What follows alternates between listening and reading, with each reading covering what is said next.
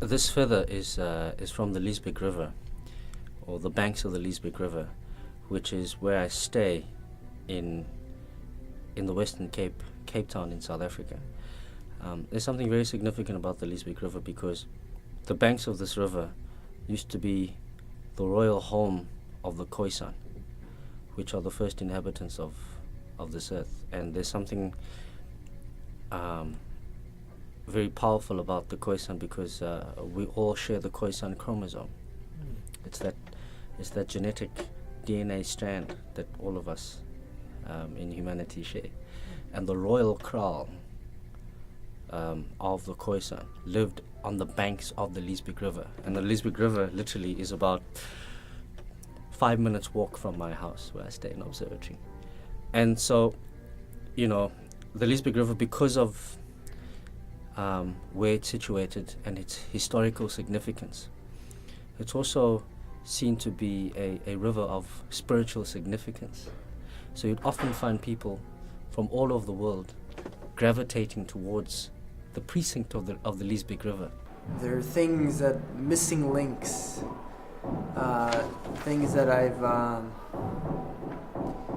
long to a history that I long to recall, but I can't, because it hasn't been told to me.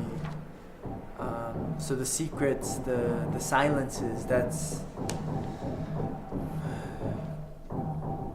the stories that lie within the silences. That's what I've been thinking about.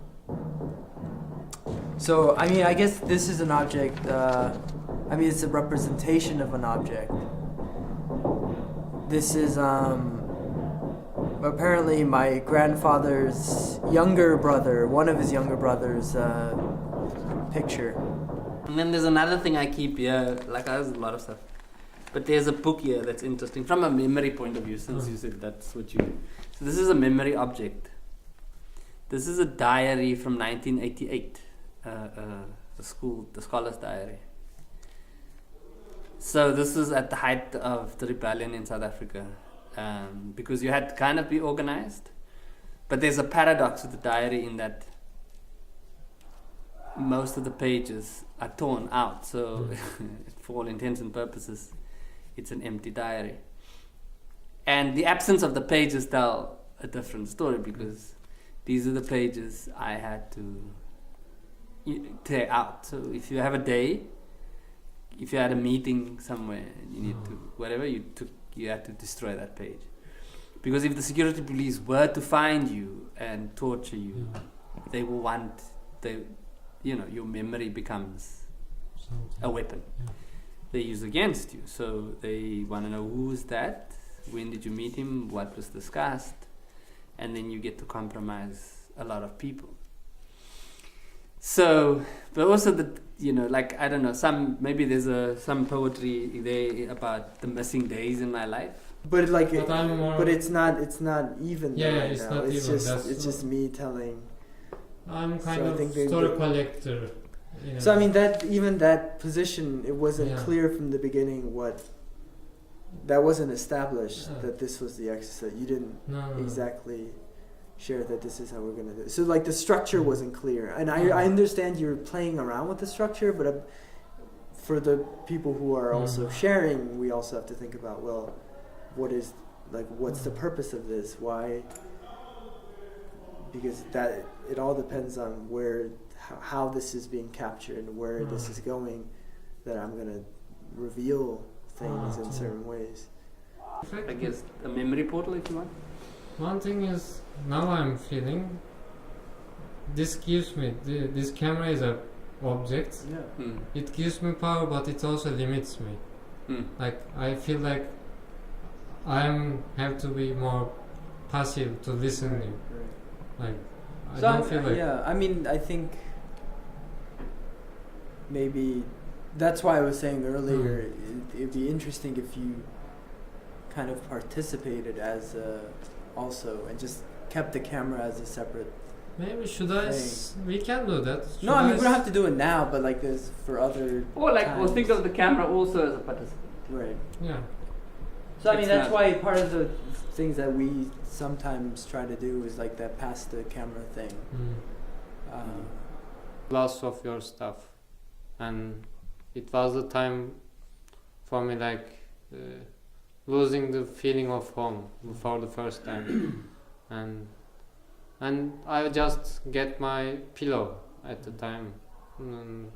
That was my home, but it was also like connection to many of the things I couldn't.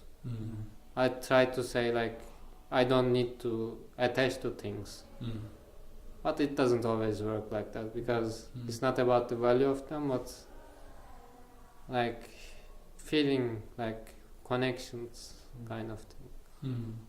Yeah.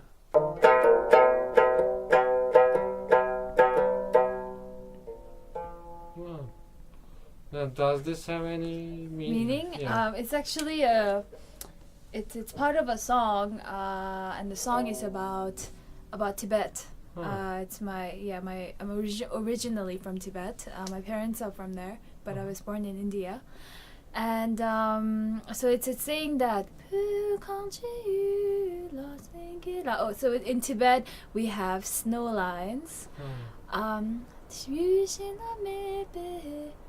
Then I forgot what it means, but it's about Tibet. And now, like to tell you a little bit more about Tibet, I've never been there, but I'd like to share with you a painting that I found online. But maybe the Facebook can remind me of my hometown. You know, I think it is also the case for you or for everybody, right? I guess On Facebook, there are many kind of local friends of ours, so every day they post the photos of our hometown or our country or our places. So yeah, every time I see that kind of post or kind of photo, I remember that my hometown. And,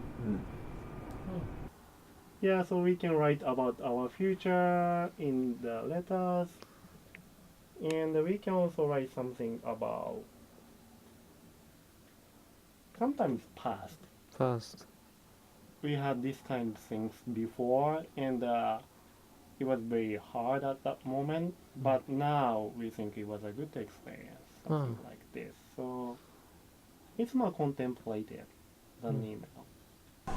Personally, I don't know. I tend to have some things, objects from previous relationships. Maybe it's kind of museumification or whatever word.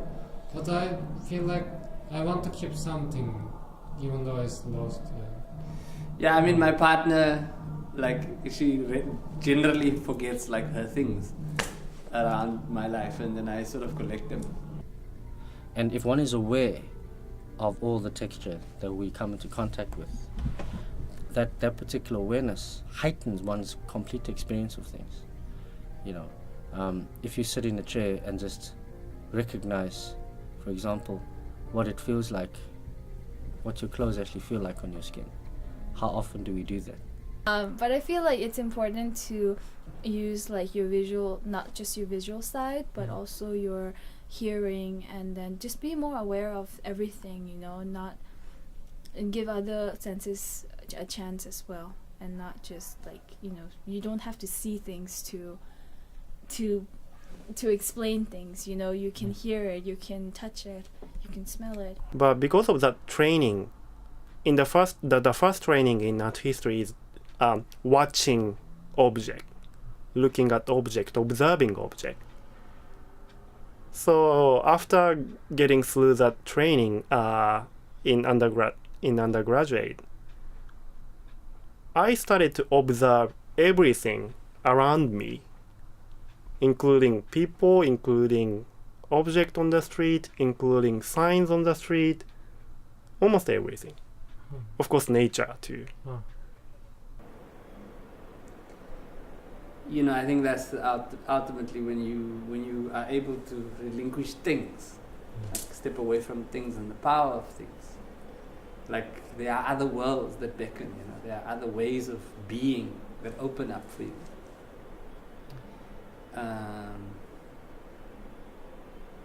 So I think that's the other thing about objects as well, is that whether they're memory objects or not, is that if you're able to transcend them, if you're able to let them go, there's so much that you can gain. There's so much. Even memory things, because sometimes, especially if it traps you. Yeah. And it becomes a replacement for what you could be doing. So you could actually be talking and sharing with a person, but then you decide to say, well, I've got this as a stand-in for you. So, yeah.